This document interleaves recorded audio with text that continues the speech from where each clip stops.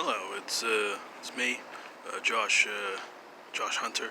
I'm here on the planet Earth, and I got something I need to work out or process. Theory I'd like to postulate. I think there's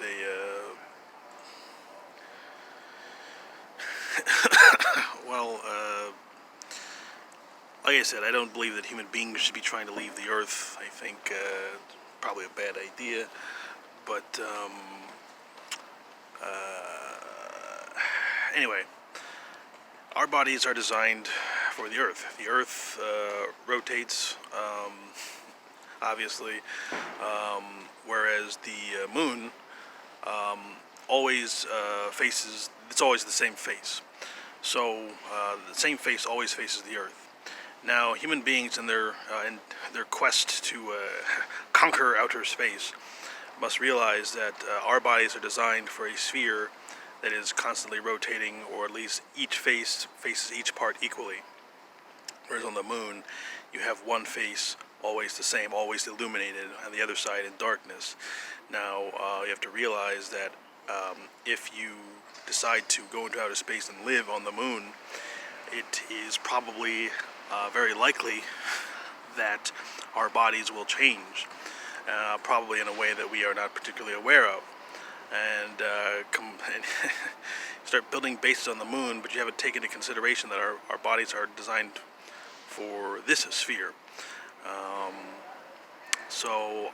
Because something's been happening, and maybe this has been happening for a long time, but I've been noticing it more because, like I said, I only deal with the public, but this is also something that I've observed, in all areas, all people that I've had to deal with. So I think that if people live on the moon, there's going to be a type of, if somehow, because I don't know if we could even afford a space program at this point. I mean, we're already spending $2 trillion to bail out people for this, coronavirus thing, and then, they're gonna, I don't know how much money it's gonna take to, anyway, once on the moon, if by some chance we somehow are still able to get to the moon, living there is not going to be, I mean, even if you can get the, terraforming and all the, make it, habitable for, humans or whatever, the structure of that sphere is still going to be different, and you will have a divided people living on that planet. I mean, unless everyone only lives on one side, maybe. But if you have people living on the light and the dark side of the moon, it's going to be, you have a divided people. What happens when people are divided? Huh? Wars! Okay? And so, I mean, I guess I have a recommendation. Like I said, I don't believe that anyone should be going into outer space, but if you do, don't live on the moon. Just go past it. Okay, that is not for you. That's not a place to be living. I mean, maybe later on for some industrial reason, maybe, or an extremely practical reason to be living on the moon, maybe. But it's my recommendation, based on not on anything. I don't know. I don't have any special secrets or anything. It's literally just. I mean, my grandmother's name is Armstrong, so of course, I'm going to be in favor, so on and so forth. But maiden name, anyway. I mean, anyway.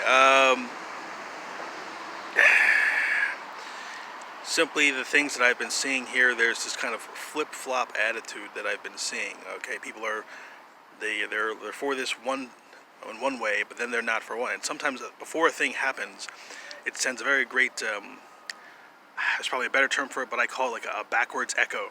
Okay, there's like events that are very difficult to avoid. They send a signal. Like if you're moving through. I'm not saying. All right, so let's say. I'm just giving a theory, okay? Let's say, all right, let's say this is year 1, okay? Something that will definitely happen, for sure, absolutely, that cannot be avoided, but it'll be in year 5, okay? And that will send a backward signal if you are attuned to it, meaning you will be able to perceive something because it is so definite. You would be able to perceive it because it has its own signal, its own gravity, so to speak.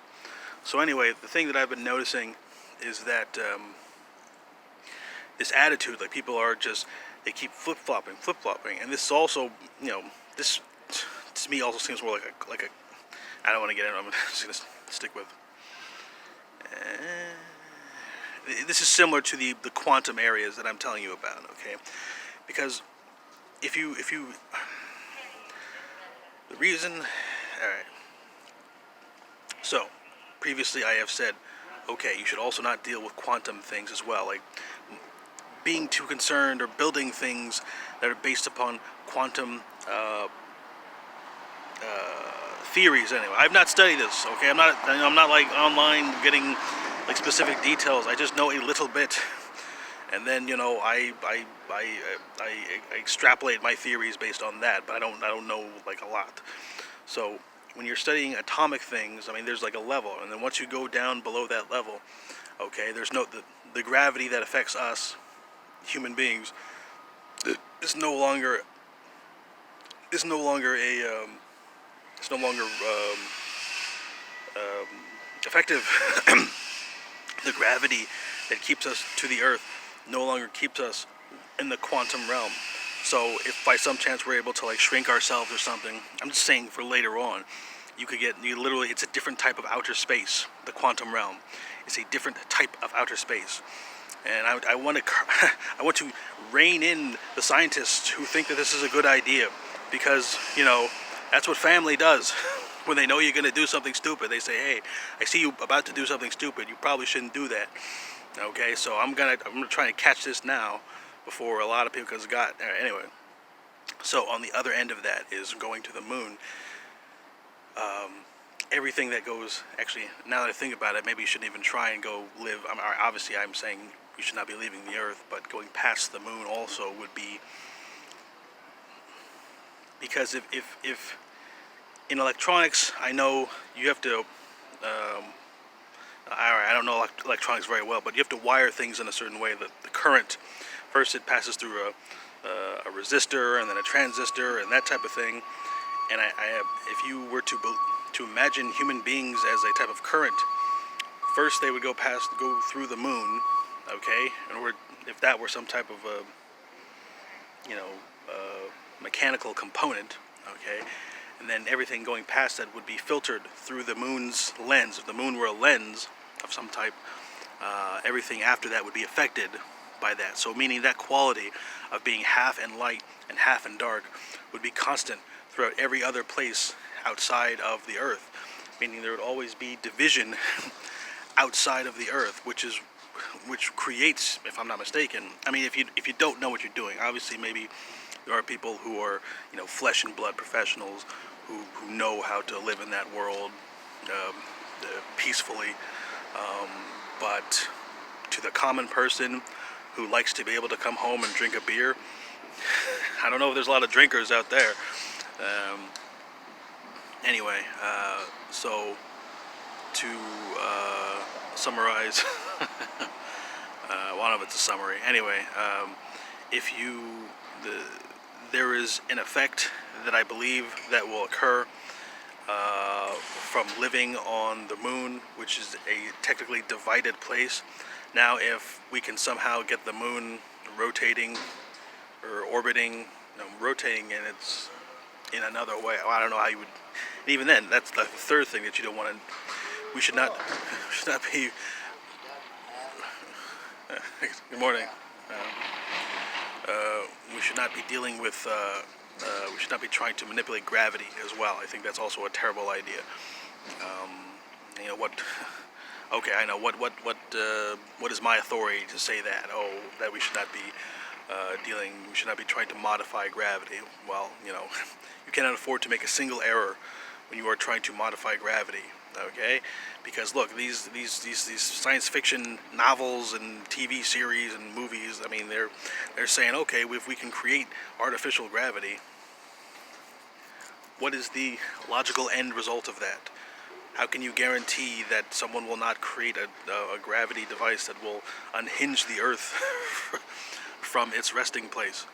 These are things that we can stop now, okay? And you are all being given a chance to, stay at home and enjoy your families. And so I just want to make sure that I have this on the record so that I can start, developing like real processes. Because I'm one of those guys, like I'll stand in the way of this. I'll break a machine if I have to.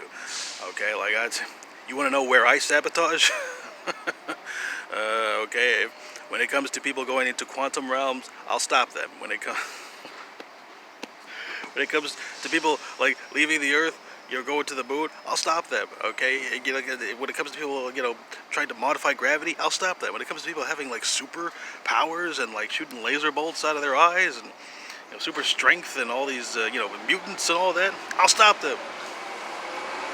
I mean, I say that now. I don't know how much effort that would take, but if my heart is true and my intentions noble, I'm sure the reality to which I am most loyal will aid me in my quest. Anyway, so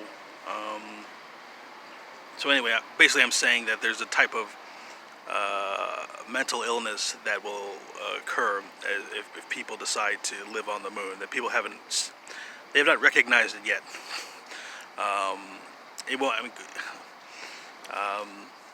like I said, our bodies are designed for this world.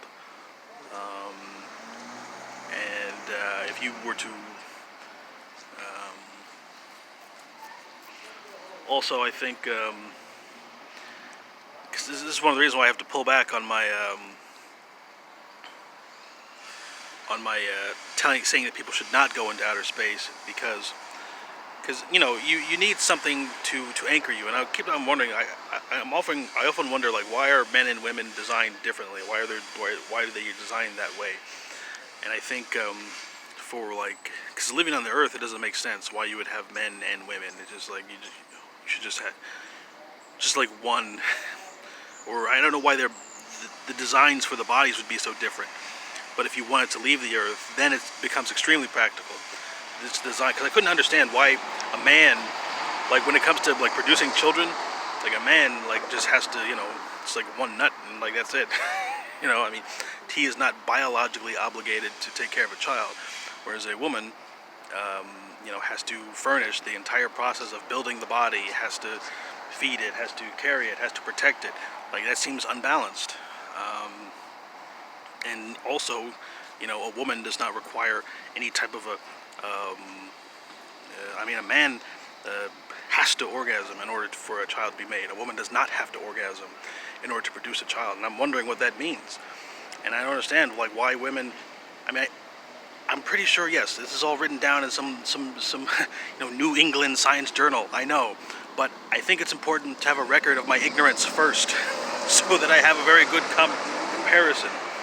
So, to me, I'm thinking, if you were in outer space, all right, you don't really have a clock, right? You don't have anything to tell you what time it is. If you're used to the moon, you're used to the sun, you're used to the Earth, you go, a million miles or whatever, and you don't know what to, what. So I'm thinking, I think the reason why women have their periods, or one of the reasons anyway, for practicality's sake, if you're traveling through, outer space or whatever, you have a very definite clock, like a rhythm, like it's like something that is designed specifically, calibrated to human beings. And I don't know if like human beings have had previous spacefaring societies. That's what Star Wars would say anyway. But in that case, it becomes practical to have men and women if you want to know what time it is. But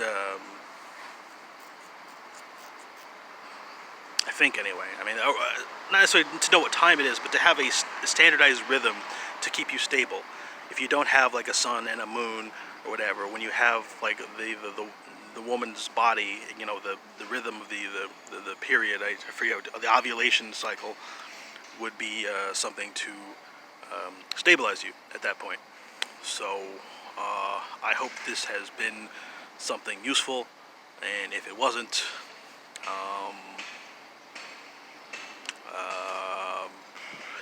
useful, I don't even know why you're watching this then. Then I think you should go watch some other YouTube channel. Alright, thank you very much, and thanks for watching.